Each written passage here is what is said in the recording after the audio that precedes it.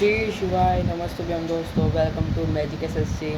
This is Madhav और हम कर रहे थे क्लास 9 हिस्ट्री का चैप्टर द फ्रेंच रेवोल्यूशन। और उसमें हम मोस्टली सब टॉपिक्स कवर कर चुके हैं, थोड़े से टॉपिक्स बच रहे हैं। तो अब हम पहुँचे हैं एबोल्यूशन ऑफ स्लेवरी। अब ये समझो, सही बताता हूँ मैं आपको कि जो रेवोल्यूशन था ना और स्लेवरी था वो पैरेलली चल रहे थे। जैसे रेवोल्यूशन चल रहा है वैसे स्लेवरी भी चल रहा है। कहीं पर ठोकर लगी तो वो रुक गई, कहीं पर वो हुआ, तो फिर बहुत चीज़ें हुई। अब आपको बताओ स्लेवरी क्या होता है। स्लेवरी होता है एक तरीके से किसी के अंडर काम करना, वो भी अपनी मर्जी के खिलाफ। वो भी हम पूरा पढ़ेंगे। तो सबसे पहले ओल्ड रिजीम मैंने आपको बताया था पीरियड बिफोर 1789 को ओल्ड रिजीम कहा था। स्लेवरी वॉज प्रेवलेंट, स्लेवरी तब चल रही थी, कोई दिक्कत नहीं थी, स्लेवरी चल रही थी, दिक्कत नहीं थी, वो मत समझना। 1789 में क्या हुआ? 1789 है, 1789 को हुई ओल्ड रिजीम। 1789 से पहले 1789 के बाद नेशनल असेंबली फॉर्म हुई। उन्होंने डिबेट किया about abolition, but it was not abolish. National assembly ने ट्राई किया था कि डिबेट किए थे कि इसे अबॉलिश करना चाहिए कि नहीं, बट ये अबॉलिश नहीं हुआ था। जैकोबियन रिजीम में स्लेवरी वॉज अबॉलिश। ये आपको बहुत इम्पॉर्टेंट है, ये याद करना है आपको। मैं चाहे कोई दूसरे कलर से कर देता हूँ, बहुत इंपॉर्टेंट है, याद करना है कि जैकोबियन रिजीम में स्लेवरी अबॉलिश हुई थी और नेपोलियन ने वापस से इंट्रोड्यूस कर लिया था।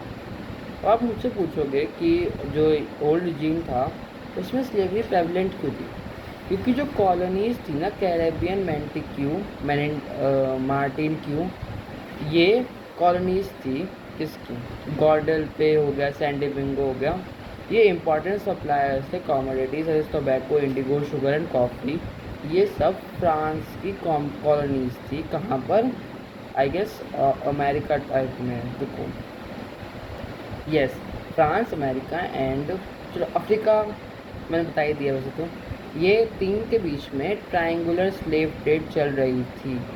But the relocation of Europeans to go to work in distant and unfamiliar lands, ऐसा समझो कि अमेरिका में फ्रांस की कुछ कॉलोनीज़ थी। कॉलोनीज़ का नाम था करेबियन, मार्टिनिक्यू, ग्वाडेलुप एंड सैन डोमिंगो। तो बहुत सारी ऐसी थी। तो उसमें क्या होता था, वो बहुत इंपॉर्टेंट सप्लायर्स थी, जैसे टोबैको हो गया, इंडिगो हो गया, शुगर हो गया, कॉफ़ी हो गया, जो बहुत पीक पे रहती थी अपने उसमें ज़रूरत में। पर जो यूरोपियंस थे और जो अमेरिकन थे वहाँ पे काम करना चाहते थे, इसलिए जो फ्रांस वाले थे वो पहले अफ्रीका में जाते थे। वहाँ पे मैं आपको पहले ना बहुत शॉर्ट में बताता हूँ। वहाँ पे एक लोकल चीफ्टियंस होते थे जो बेचते ये सब करते थे। उनसे वो बहुत सारे स्लेव्स को खरीदते थे, उन्हें शिप में डालते थे और ले जाते थे अमेरिका। अमेरिका में जाके वो उनसे फोर्सफुली काम करवाते थे और उसके बाद फिर जो उनसे पैसा मिलता था तो वो फ्रांस के पास हो जाता था। मैं पढ़ा, अब आपको मैं बताता हूँ डीप में। स्लेव ट्रेड बिगेन हुआ 17th सेंचुरी में। 17th सेंचुरी में स्लेव ट्रेड बिगन हुआ था। कितना पहले हुआ था, राइट? उसके बाद जो फ्रेंच मर्चेंट्स थे वो सेल्ड करते थे from ports of Bordeaux and Nantes to the African coast where they bought slave from local chiefs. मैंने आपको बताया ब्रांडेड एंड शेकर, उन्हें उसमें डाल दिया जाता था and pack tightly into the ships for the 3-month long voyage across the Atlantic to Caribbean. काफ़ी टाइम लगता था अटलांटिक ओशन से करेबियन इनके जो कॉलोनीज थी वहाँ से जाने में। कॉलोनीज तो फ्रांस की थी, करेबियन पे कह लो आप पार्ट था। There they were sold to plantation owners, वहाँ प्लांटेशन ओनर्स को वो बेच दिए जाते थे ताकि वो उनसे काम करवा सके।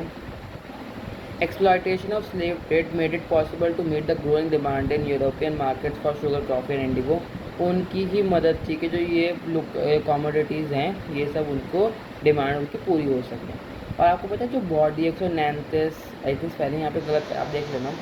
वहाँ पे जो ये पोर्ट सिटीज़ है ना, ये इनके जो पैसे हैं, इनकी जो इकोनॉमिक प्रॉस्पेरिटी है, ये इसी की वजह से, स्लेव ट्रेड की वजह से ही फ्लरिश हुई थी, तो बहुत बड़ी थी। Then how slavery for abolish. फिर आपके दिमाग में आ रहा होगा कि जो स्लेवरी अबॉलिश हुई तो हुई कैसे थी? ये क्या हुआ है, ये मैंने शायद गलत कलर डाल दिया है, जैसे मैंने ब्लैक कलर डाल दिया है। तो स्लेवरी अबॉलिश कैसे हुई?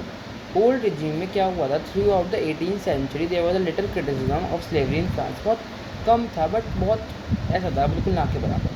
नेशनल असेंबली ने डिबेट किया कि वो अबॉलिश करे स्लेवरी को, बट नेशनल असेंबली ने उसे पास नहीं किया, did not pass any laws fearing opposition from businessmen whose incomes depend on the slave trade। मैंने आपको बताया था कि जो एमर्जिंग मिडिल क्लास थी ना, वो ओवरसीज़ जाकर ट्रेड करती थी, तो उनका एक बहुत बड़ा हाथ था इसमें स्लेव ट्रेड में, इसलिए उनकी ना इनकम आती थी, और वही नेशनल असेंबली में काम कर रहे थे। तो इसलिए उन्होंने कोई लॉ पास नहीं किया ताकि वो बिजनेसमैन या फिर जो वो पैसे देने वाले हैं वो उनको कोई परेशान ना करें। कन्वेंशन वही यानी जैकोबिन्स रीजन वाला, उन्होंने कन्वेंशन है 1794 में मुझे फ्री कर दिया था स्लेव्स को फ्रॉम फ्रेंच ओवरसीज पोसेशन, मतलब उन्होंने इन शॉर्ट बंद कर दिया था।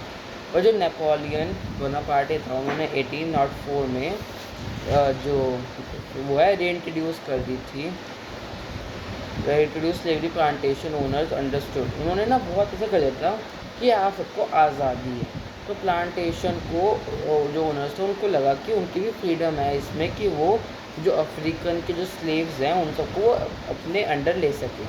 Negroes to pursuit for their economic interest, अपने इकोनॉमिक इंटरेस्ट के लिए।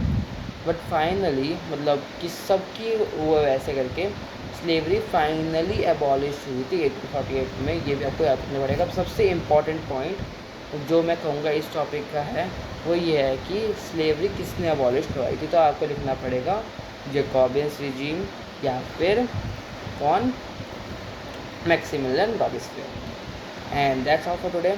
हम आपसे मिलेंगे कल, तब तक के बाय बाय, शीश वाय, नमस्ते भ्याम।